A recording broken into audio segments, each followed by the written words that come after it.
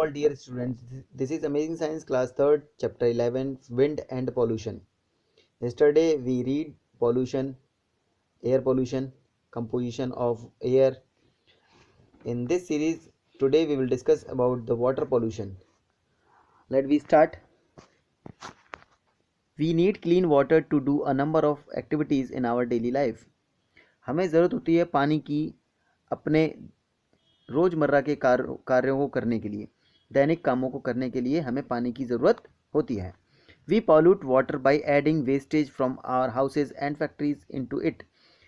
हम पानी को पॉल्यूट कर देते हैं हमारे घरों की वेस्टेज जो चीज़ें होती हैं उनसे या फैक्ट्रीज से निकले हुए कुछ सामानों से हम अपने पानी को गंदा कर देते हैं, पॉल्यूट कर देते हैं, यानी कि प्रदूषित कर देते हैं. जैसा कि फिगर में दिखाया गया है, addition of garbage into water, addition of waste product from factories. Soil pollution.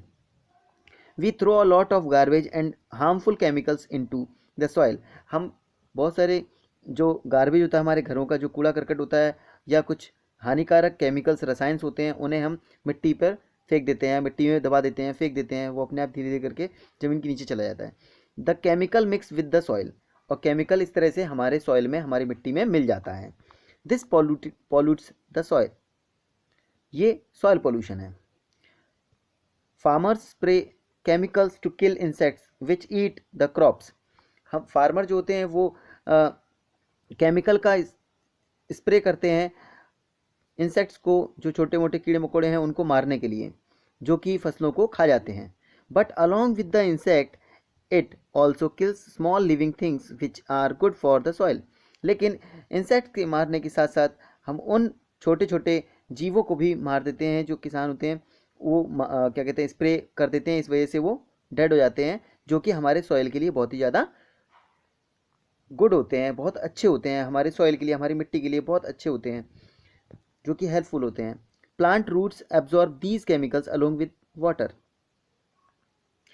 Plants की जो रूट्स होती हैं, जड़ें होती हैं, वो इन केमिकल्स को पानी के थ्रू सभी प्लांट के सभी पार्टों में भेज देते हैं. These chemicals then reach leaves and fruits through the stems. ये जो केमिकल होता है ये पहुंच जाता है पत्तियों में और फ्रूट्स में स्टेम के द्वारा. When anyone eat the leaves and fruits they fall ill. जब कोई इन पत्तियों को और इन फ्रूट्स को खाता है तो वो बीमार पड़ जाता है. Now noise pollution. Loud noise causes noise pollution. बहुत शोर के कारक को हम नॉइज़ पोल्यूशन कहते हैं, यानी कि ध्वनि प्रदूषण कहते हैं. ध्वनि निकलती है, बहुत ज़्यादा शोर शराबा होता है, तो उसे हम नॉइज़ पोल्यूशन कहते हैं.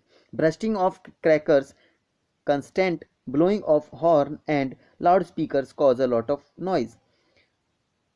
पटाखों का फूटना, लगातार हॉर्न का बजना और लाउड स्पीकर का बजने के कारण को हम नॉइज़ पोल्यूशन कहते हैं. Noise pollution cause headache. Noise pollution के कारण सिर में दर्द होना स्टार्ट हो जाता है, सिर में दर्द हो जाता है. Very loud noise can cause deafness. बहुत ज़्यादा नॉइज़ हो, बहुत ज़्यादा ध्वनि हो जाए तो उसके कारण आदमी बहरा भी हो सकता है, इससे बहरापन हो जाता है. So students, you will have to make the picture of addition of garbage into water, addition of waste product from factories, soil pollution and noise pollution in your notebook. Okay, tomorrow we will discuss saving the earth. Today's class finish here. Okay, thank you, have a nice day.